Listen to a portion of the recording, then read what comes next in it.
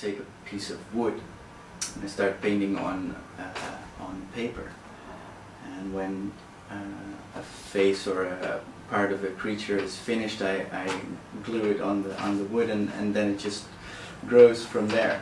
So you don't have like an idea in your head about the composition that you want. No. It just happens as it happens. Yeah, and usually it depends on the shape of the wood.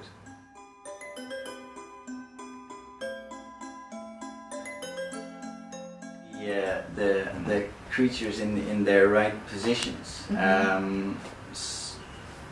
So it doesn't have a reason why they look the way they look or they stand the way they do.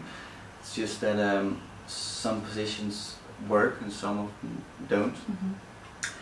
And when I'm there, when I have not just the face but the full, like, polar bear or whatever,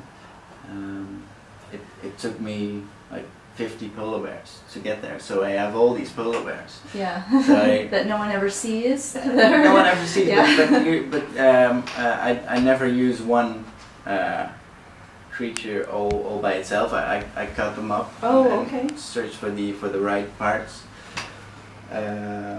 So one polar bear might be comprised of several different paintings? Yeah.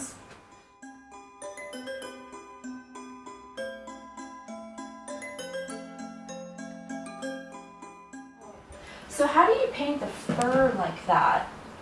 Actually, that's with ink as well, but I use knives to pull away the ink, so I can. It's so realistic looking.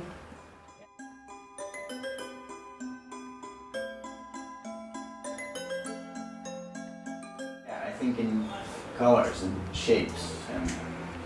And the animals just sort of fulfill those needs? Actually, the polar bear is something else. It actually, I painted my first polar bear when my father died. And it was in the middle of the summer, and he was, lying there,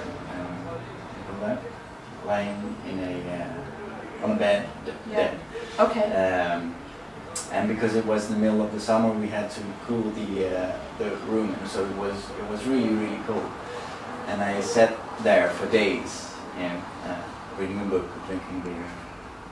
While he was laid out in state? So polar bears just, and I drew him over and over again just to have something to do. And because it was so cold, penguins and polar bears just, came in my system. Okay. So.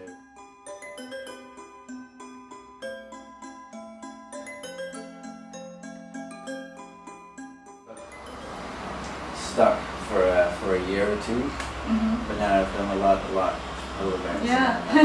Kind of. Actually, that's the last one, I think.